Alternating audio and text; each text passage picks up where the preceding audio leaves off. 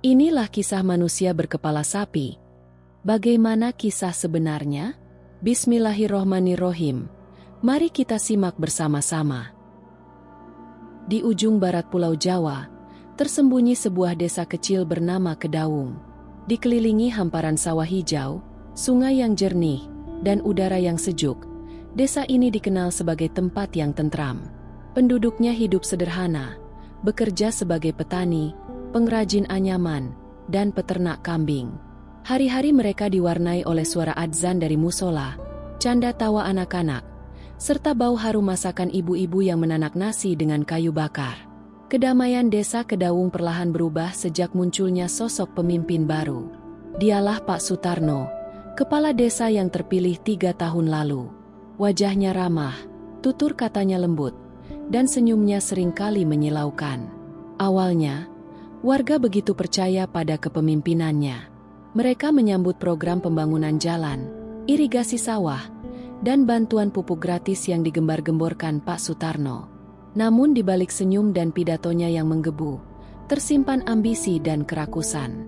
Pak Sutarno bukan sekadar ingin memajukan desa. Ia ingin berkuasa. Ia ingin dihormati. Ia ingin memiliki segalanya. Tanda-tanda perubahan mulai terasa di tahun kedua masa jabatannya. Warga mulai curiga ketika sawah-sawah milik keluarga miskin perlahan berubah status menjadi milik desa, lalu dibeli oleh investor luar. Uang dari penjualan itu entah mengalir kemana. Beberapa warga yang mencoba protes justru kehilangan surat tanah, atau tiba-tiba didatangi aparat desa dengan tuduhan melanggar aturan. Pak Sutarno mulai menjaga jarak. Rumahnya yang dulu terbuka kini dijaga ketat. Ia jarang ke musola, lebih sering ke kota, pulang larut malam, dan mulai mengenakan pakaian mahal. Beberapa orang desa pernah melihatnya membawa koper besar dan masuk ke sebuah rumah tua di pinggir hutan. Rumah itu dulu dikenal sebagai tempat tinggal dukun tua yang sudah meninggal tanpa keturunan. Semakin hari, wajah Pak Sutarno terlihat berbeda. Matanya makin tajam, gerak-geriknya kaku, dan suaranya terdengar berat seperti menahan sesuatu. Namun warga tetap bungkam. Mereka takut. Hingga suatu hari, seorang anak kecil bernama Ilham yang sedang mencari burung, tak sengaja melihat sesuatu yang tak bisa dijelaskan oleh akal sehat. Di balik semak hutan yang rimbun, Pak Sutarno duduk bersila di atas batu besar. Di depannya berdiri seekor sapi hitam dengan mata merah menyala. Ilham membeku. Ia melihat Pak Sutarno mengucap mantra aneh dan meminum sesuatu dari tempurung kelapa. Sapi itu mengangguk. Ilham lari ketakutan. Napasnya terengah-engah saat sampai di rumah. Tapi ketika menceritakan semuanya, orang tuanya hanya tertawa dan menganggapnya terlalu sering nonton film. Namun sejak malam itu, sesuatu mulai berubah di desa Kedaung. Angin bertiup aneh. Suara hewan malam terdengar seperti jeritan. Dan yang paling mengejutkan, satu persatu warga mulai kehilangan hasil panen mereka, padahal ladang mereka sehat dan cuaca mendukung. Kepala desa tetap diam.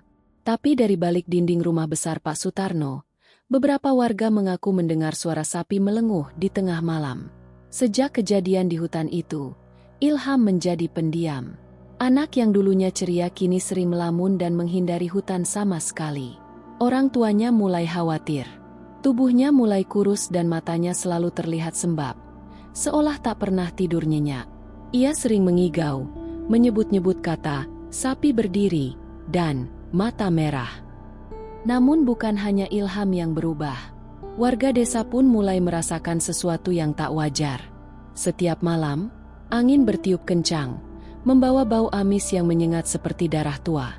Ternak-ternak gelisah, kambing melenguh tanpa sebab, dan ayam-ayam bertelur dengan bentuk yang aneh.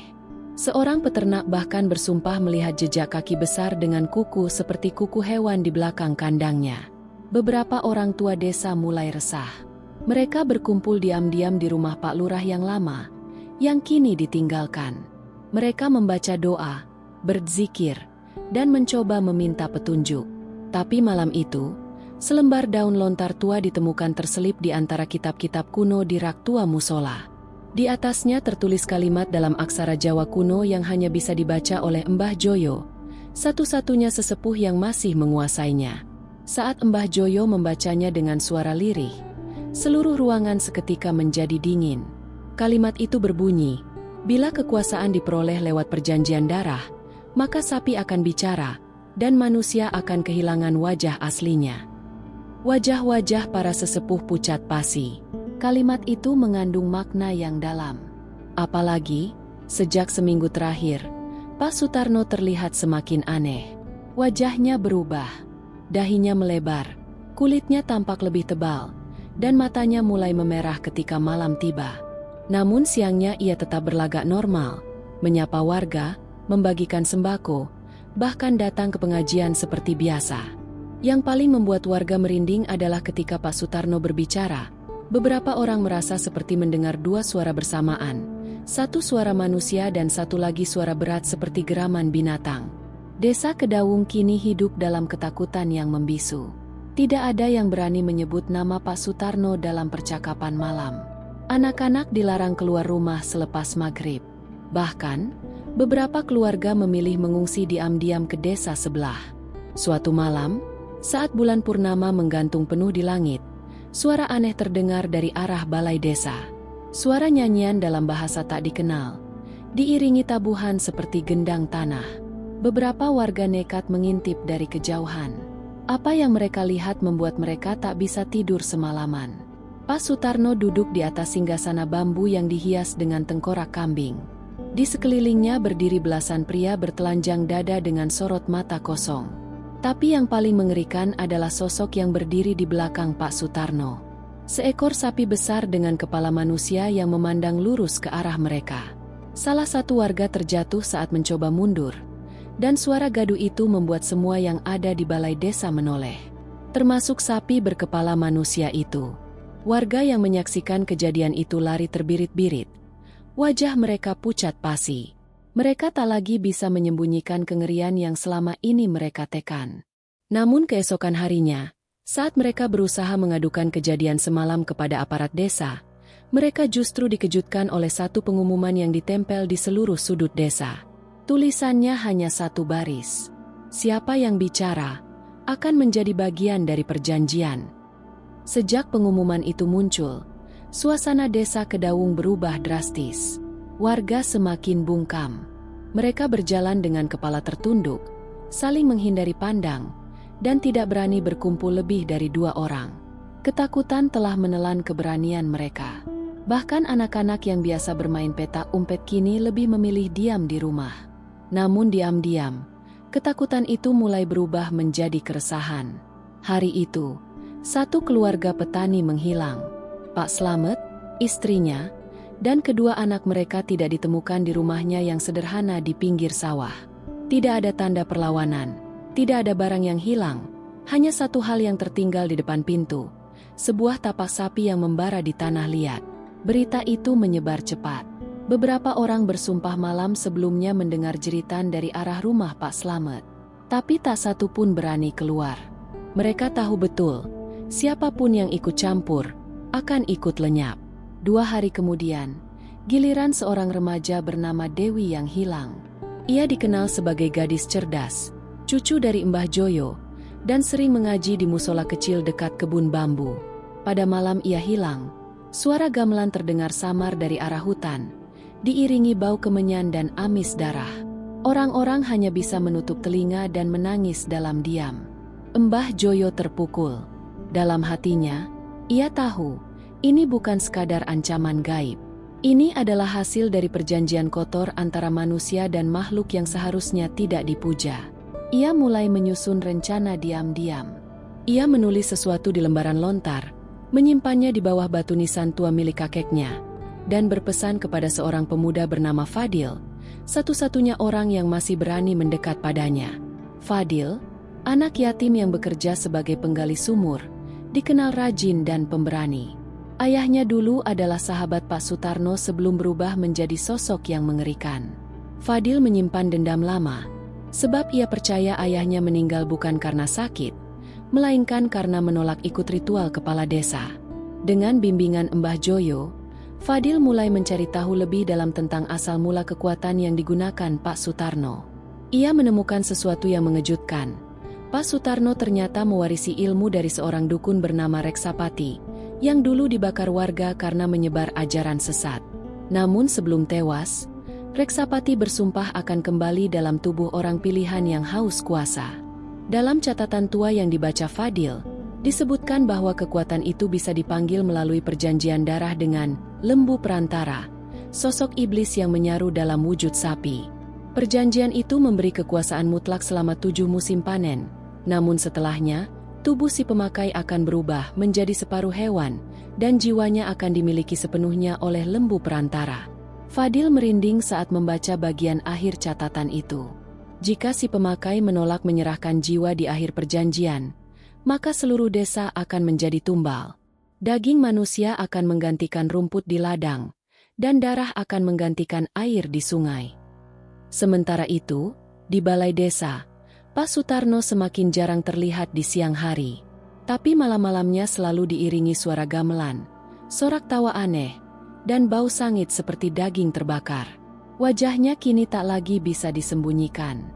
Setiap kali ia muncul, matanya memerah penuh urat, kulitnya bersisik halus, dan dari balik kemejanya kadang terlihat bulu hitam tumbuh di sekitar leher. Suatu malam, seorang warga nekat memotret Pak Sutarno dari kejauhan saat ia keluar rumah tanpa sadar. Namun keesokan paginya, ponsel itu ditemukan hancur, dan si pemilik tak pernah terlihat lagi. Desa Kedaung kini bukan lagi tempat yang aman. Dan semua warga tahu, musim panen ke-7 tinggal 2 bulan lagi. 2 bulan menjelang musim panen ke-7, Desa Kedaung seperti berada di ujung jurang. Tidak ada lagi pasar desa yang buka setiap Jumat. Tidak ada tawa anak-anak di sore hari, dan bahkan masjid pun mulai sepi. Suara adzan hanya terdengar sekali sehari, itu pun dari kaset lama yang diputar otomatis. Fadil, di sisi lain, terus menggali lebih dalam tentang asal mula kekuatan jahat yang menguasai Pak Sutarno. Bersama Mbah Joyo yang kesehatannya makin melemah, ia menghabiskan malam-malam mereka membaca kitab-kitab kuno yang ditulis dalam bahasa Sanskerta Jawa. Di sana tertulis tentang makhluk bernama Reksapati, sang pemakan kehormatan, pemutus silsilah, dan penghancur negeri dari dalam. Reksapati bukan sekadar dukun, ia dulunya adalah manusia biasa yang menolak kehendak Allah dan memilih jalan pesugihan lewat perjanjian dengan lembu perantara. Ilmu yang ia bawa bukan hanya sihir, tapi juga ilmu pengikat jiwa. Ia tidak mati sepenuhnya.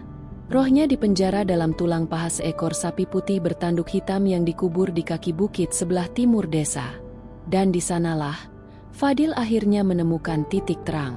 Dengan petunjuk Mbah Joyo dan peta tua yang nyaris hancur, ia berangkat malam-malam ke bukit itu. Di sana ia menggali dengan tangan telanjang, ditemani lampu minyak kecil dan suara jangkrik yang tak pernah berhenti. Hingga akhirnya, cangkulnya menghantam sesuatu keras. Tulang paha yang sangat besar, lebih besar dari sapi manapun. Saat ia menyentuhnya, udara sekeliling berubah dingin, dan tanah seperti bergetar pelan. Tapi ia tak mundur. Ia membungkus tulang itu dengan kain putih dan membawanya ke rumah Mbah Joyo. Namun ketika ia tiba, rumah itu sudah porak-poranda. Mbah Joyo tak ada. Yang tersisa hanyalah bekas darah mengering di lantai dan kalimat yang ditulis dengan arang di dinding kayu. Reksapati telah bangkit. Kau tak bisa menghentikannya sendirian. Fadil nyaris pingsan. Tapi ia tahu, ini bukan saatnya takut. Ia segera pergi ke musola, membunyikan kentongan besar yang sudah lama tak disentuh. Suaranya menggema ke seluruh penjuru desa, memecah malam yang sunyi. Beberapa warga keluar rumah dengan wajah panik. Mereka melihat Fadil berdiri di depan musola dengan tangan yang berlumuran tanah dan mata yang merah karena tangis.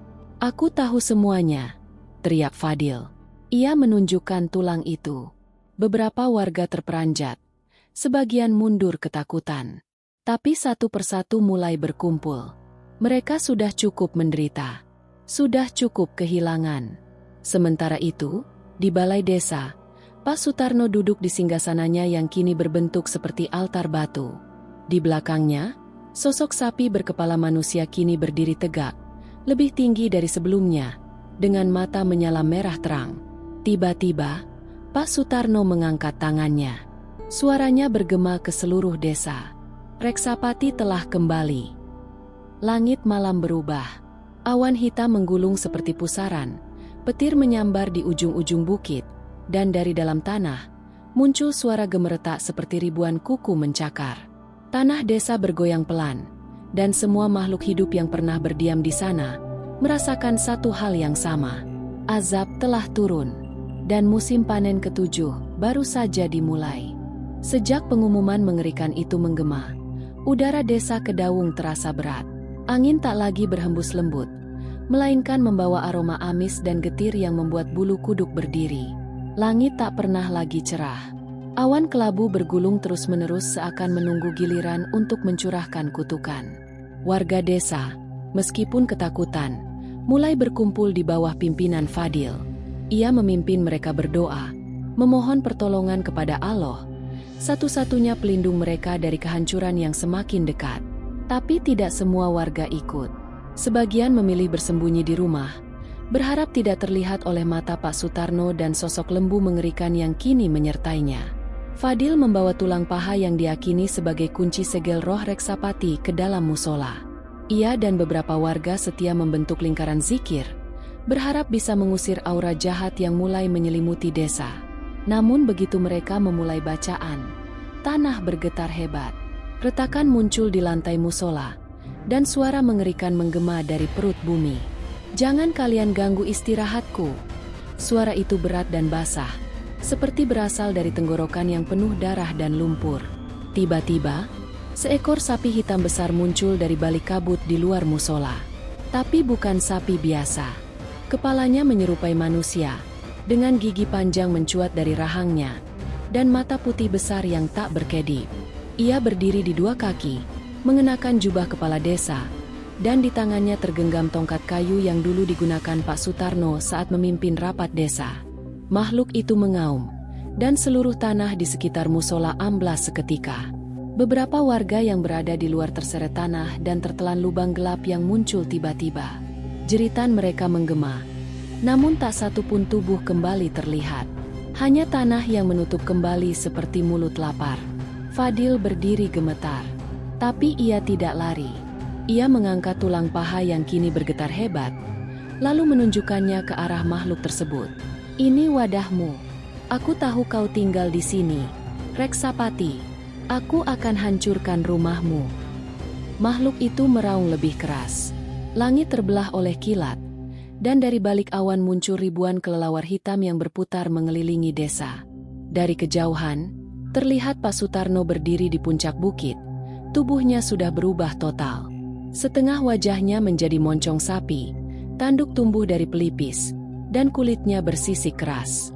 Ia tertawa. Suara tawanya membelah malam. "Tidak ada yang bisa menyelamatkan kalian sekarang. Ini semua balasan karena kalian dulu membakar guruku hidup-hidup. Desa ini akan menjadi ladang darah, dan kalian semua akan menjadi rumput bagi lembu perantara." Tanah terus bergerak. Retakan menjalar ke seluruh penjuru. Sawah-sawah lenyap dalam hitungan menit. Pohon-pohon tumbang tanpa suara. Satu persatu rumah warga tersedot ke dalam bumi, menyisakan debu dan batu. Namun di tengah kehancuran itu, satu suara terus menggema dari musola. Fadil dan beberapa warga yang tersisa tetap bertahan. Mereka memeluk tulang itu erat-erat dan terus membaca ayat demi ayat. Darah mengalir dari bibir mereka karena lelah dan gemetar. Tapi mereka tidak berhenti. Tiba-tiba, cahaya putih menyala dari dalam tulang paha itu.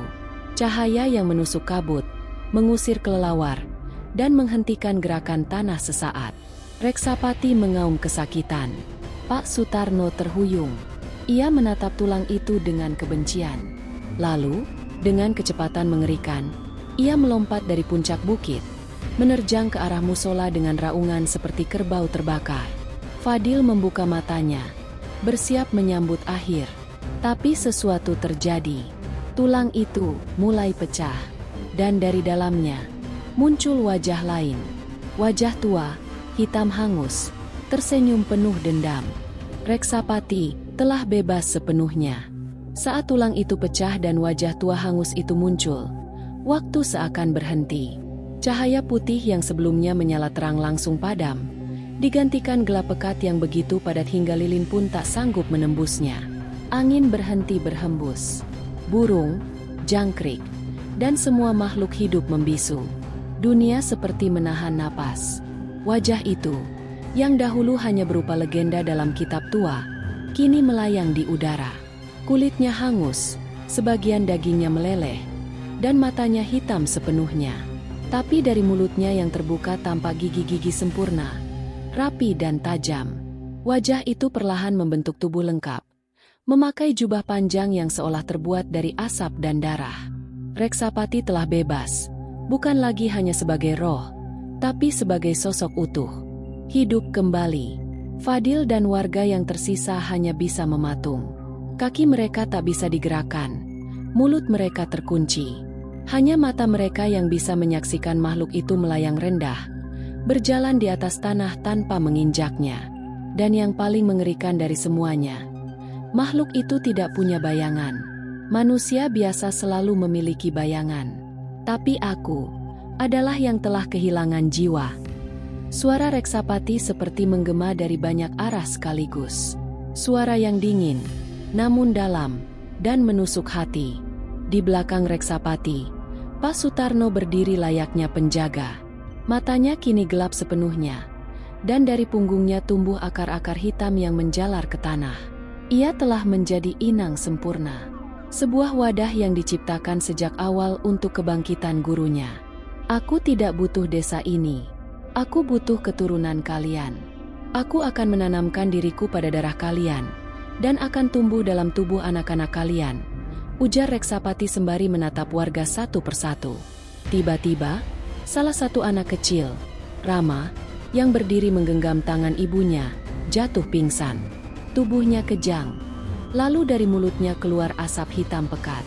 Ibu Rama menjerit histeris, namun sebelum ia bisa mendekap anaknya, tubuh Rama terangkat dan terlempar ke udara. Fadil memaksa tubuhnya untuk bergerak. Dengan sekuat tenaga ia melompat dan menangkap Rama, lalu jatuh berguling di tanah. Asap hitam itu menyebar ke kulit Fadil, membuat lengannya melepuh. Tapi ia bertahan.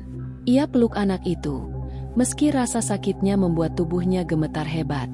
Melihat itu, Reksapati mendesis marah. Kau bukan siapa-siapa, tapi kenapa selalu menghalangi? Dari kedua tangannya, muncullah semburan api hitam yang menyambar ke arah musola. Dalam sekejap, bangunan itu ambruk, kayunya meledak, gentingnya melayang seperti kertas. Debu dan asap menyelimuti semuanya. Namun dari balik reruntuhan, terdengar suara lantunan. Satu suara, lirih, namun tegas, terus-menerus melafalkan nama Allah. Itu suara Fadil. Ia berdiri lagi, meski berdarah, meski kulitnya mulai membiru karena racun sihir. Tapi ia berdiri dengan membawa Rama di pelukannya, sambil melantunkan doa dengan penuh kepasrahan. Melihat itu, tubuh Reksapati tampak bergetar. Ia mundur sedikit. Lalu, tanpa diduga, ia menoleh pada Pak Sutarno. Sudah saatnya. Pinjamkan aku seluruh tubuhmu, muridku. Pak Sutarno mengangguk, dan seketika tubuhnya mencair seperti lumpur. Akar-akar dari punggungnya menjalar menuju kaki Reksapati dan membelitnya. Mereka menyatu. Dari perpaduan itu, lahirlah sosok baru. Reksapati dalam bentuk sempurna.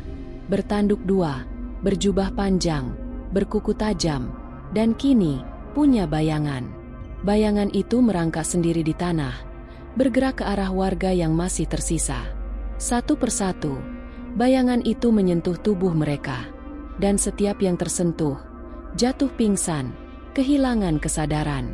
Fadil tahu, ini bukan lagi pertarungan biasa. Ini bukan hanya antara manusia dan makhluk gaib. Ini adalah perang antara kehendak dan kepasrahan, antara nafsu dan iman. Dan ia belum menyerah. Tanah desa Kedaung kini menjadi kubangan hitam pekat. Pepohonan rebah tak bernyawa, rumah-rumah hancur tanpa bentuk, dan langit seolah terkunci dalam kegelapan abadi. Cahaya matahari tak bisa menembus lapisan awan pekat yang bergulung di atas kepala. Dunia telah berubah sejak Reksapati menyatu dengan tubuh Pak Sutarno. Fadil berdiri di tengah reruntuhan, memeluk Rama yang mulai sadar. Tubuh kecil itu menggeliat lemah. Wajahnya pucat, tapi matanya terbuka. Ia melihat sosok mengerikan yang berdiri jauh di hadapan mereka. Makhluk bertanduk yang kini menebar ketakutan hanya dengan kehadirannya. Warga yang tersisa berusaha melarikan diri. Namun setiap kali mereka melewati batas desa, tanah retak dan akar-akar hitam mencuat ke atas, melilit kaki mereka dan menyeret mereka kembali. Tak ada jalan keluar. Kedaung telah menjadi penjara bagi para saksi dosa masa lalu. Fadil menatap makhluk itu. Di balik ketakutannya, muncul sesuatu yang lain. Ia tidak lagi melihat Reksapati sebagai sosok gaib yang mustahil dilawan. Ia melihatnya sebagai akibat dari dosa manusia, dari kezaliman, dari kebodohan dan kesombongan. Dan rasa bersalah itu kini membakar dadanya. Ia berlutut dan mulai menggali tanah dengan tangan kosong. Semua orang mengira ia sudah gila. Tapi tidak. Ia sedang mencari sesuatu. Dan tak lama kemudian, ia menemukannya. Sebuah kotak kayu kecil, terbungkus kain kafan yang sudah usang. Kotak warisan kakeknya, yang dulu dilarang dibuka. Fadil membuka kain itu. Di dalamnya, sebuah kitab tua. Lembarnya berwarna kuning kecoklatan. Tulisan di dalamnya penuh simbol aneh dan kaligrafi kuno. Tapi ia tahu apa isi kitab itu. Ia telah melihatnya sekilas saat kecil. Ini bukan kitab sihir. Ini petunjuk penebusan. Reksapati menyadari apa yang dilakukan Fadil. Ia meraung dan mengirimkan bayangan untuk menyergapnya. Bayangan itu seperti tangan kegelapan yang menjulur panjang, meluncur di atas tanah, menghancurkan apapun yang dilewatinya. Fadil membuka halaman demi halaman, membaca dengan tergesa. Darah menetes dari dahinya, entah luka dari reruntuhan atau dari tekanan sihir yang kini menyelubungi tubuhnya. Tapi ia terus membaca. Saat bayangan itu hampir menyentuh tubuhnya, sebuah cahaya merah keluar dari kitab itu. Bukan putih, bukan suci, tapi merah, seperti bara. Cahaya itu menyelimuti Fadil dan Rama, membentuk perisai tipis yang membakar ujung bayangan Reksapati hingga meleleh. Makhluk bertanduk itu mundur. Tak percaya. Kau, cucu dari pengkhianat itu. Lelaki tua yang menolak memberiku tubuh raja. Fadil menatapnya. Nafasnya terengah. Tapi kini ada keberanian dalam sorot matanya. Darahku adalah warisan dari dosa yang ingin menebus. Aku tidak sempurna, tapi aku bukan pengecut. Reksapati meraung, dan langit terbuka. Kilatan merah seperti petir neraka menyambar ke tanah. Retakan menganga dari ujung ke ujung desa. Dari dalamnya, muncul ribuan tangan kecil yang menggeliat, seperti tangan bayi yang tertanam hidup-hidup. Aku akan mengubur desa ini dengan tubuh kalian. Jeritan terdengar di mana-mana. Bayangan mulai berlipat ganda, membelah diri, mengejar siapapun yang masih bernyawa. Tapi Fadil tetap berdiri, mengangkat kitab di tangannya. Ia membaca lantunan terakhir di halaman belakang kitab. Kalimat yang tertulis dengan tinta darah. Dan saat ia selesai membaca, langit mengeluarkan suara gemuruh. Bukan petir, bukan kilat, tapi adzan. Lirih. Jauh, namun jelas. Adzan itu terdengar dari segala penjuru, menggetarkan udara, membuat tanah bergetar halus. Tangan-tangan kecil dari dalam retakan berhenti menggeliat. Bayangan yang tadinya berlarian mulai mengecil dan lenyap perlahan. Reksapati berteriak, tubuhnya mulai retak. Dari balik dadanya, cahaya putih menyembur. Ia memukul tanah, ia memanggil akar. Ia memanggil iblis, tapi semuanya menolak. Ia telah menentang aturan langit. Pak Sutarno, atau apa yang tersisa darinya, keluar dari tubuh itu. Wajahnya kembali seperti semula, tapi tubuhnya gosong. Ia tersungkur di tanah. Nafasnya terputus-putus. Matanya mencari Fadil. Aku hanya ingin dikenang.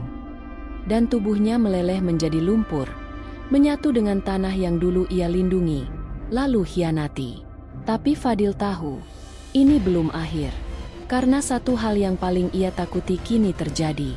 Bayangan Reksapati, yang seharusnya menghilang tetap ada. Dan bayangan itu bergerak sendiri. Tanah terus berguncang. Dan desa Kedawung seperti dilahap oleh raksasa tak kasat mata.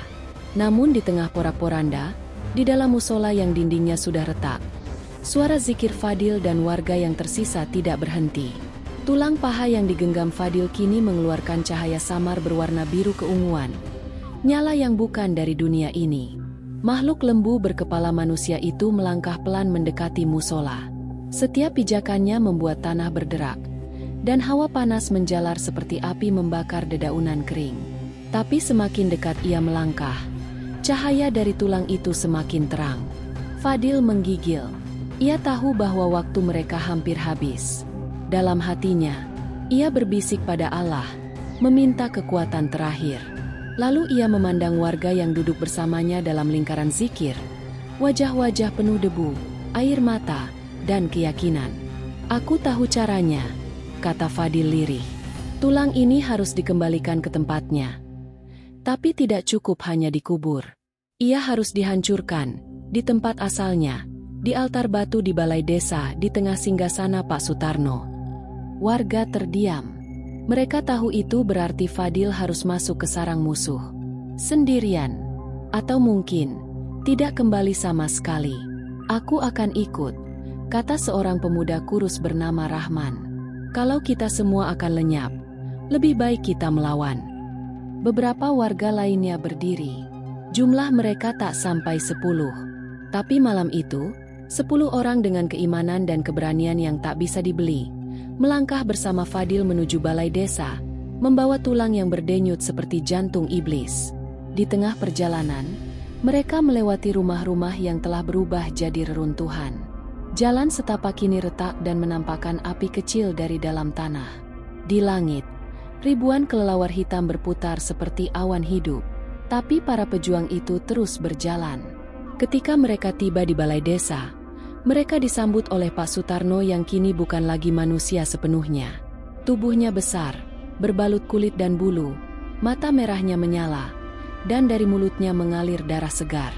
"Fadil," suaranya berat dan penuh ejekan. "Kau pikir bisa menghapus darah dengan doa?" Fadil tidak menjawab. Ia maju dan meletakkan tulang itu di atas altar batu. Tiba-tiba, tulang itu melayang. Dari tanah, tangan-tangan hitam muncul, berusaha menarik kaki para warga. Beberapa dari mereka menjerit. Satu orang terseret ke dalam lubang gelap, tapi yang lain bertahan, memegangi Fadil dan melindunginya. Dengan sekuat tenaga, Fadil mengangkat batu besar dari altar.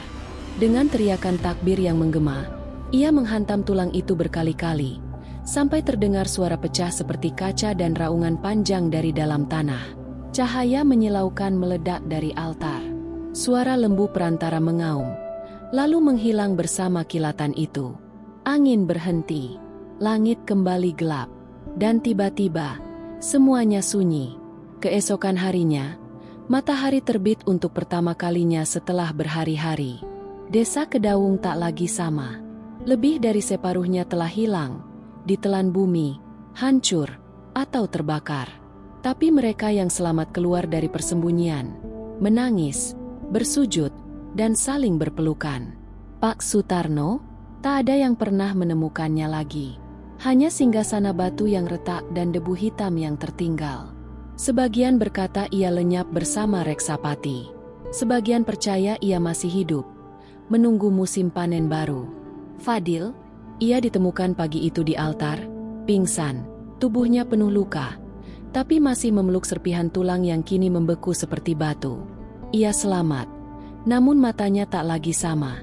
Ia telah melihat sisi tergelap dari kekuasaan manusia. Desa Kedawung perlahan mulai membangun kembali kehidupannya. Tapi setiap malam, suara kentongan tak pernah absen di musola.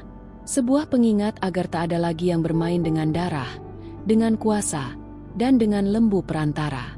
Karena tanah tak pernah lupa.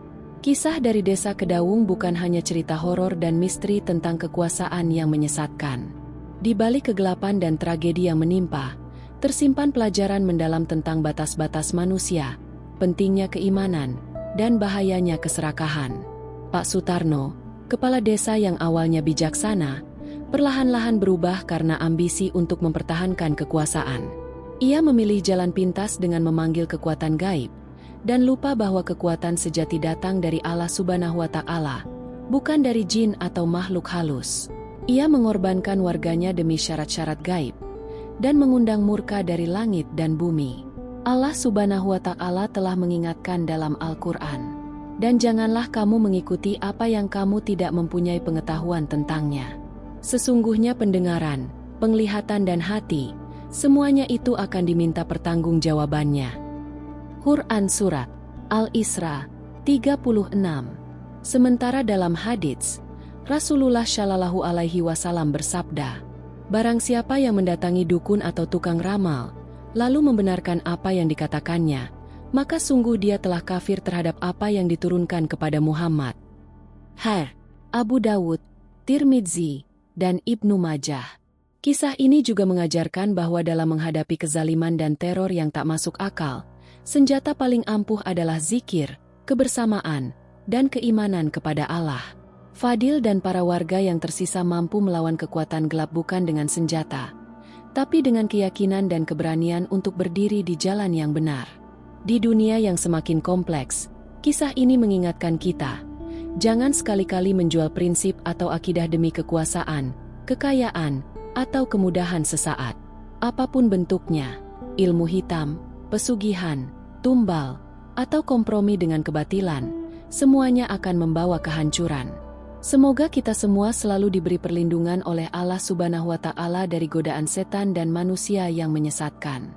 Semoga kita termasuk golongan yang berpegang teguh pada tauhid, sabar dalam ujian, dan teguh dalam kebenaran. Jika kamu menyukai kisah ini, jangan lupa untuk like, subscribe, dan share channel ini agar makin banyak yang bisa mengambil pelajaran dan hikmah dari cerita-cerita penuh makna seperti ini. Jangan cuma dengarkan, renungkan, amalkan, dan jadikan peringatan. Sampai jumpa di kisah berikutnya. Wassalamualaikum warahmatullahi wabarakatuh.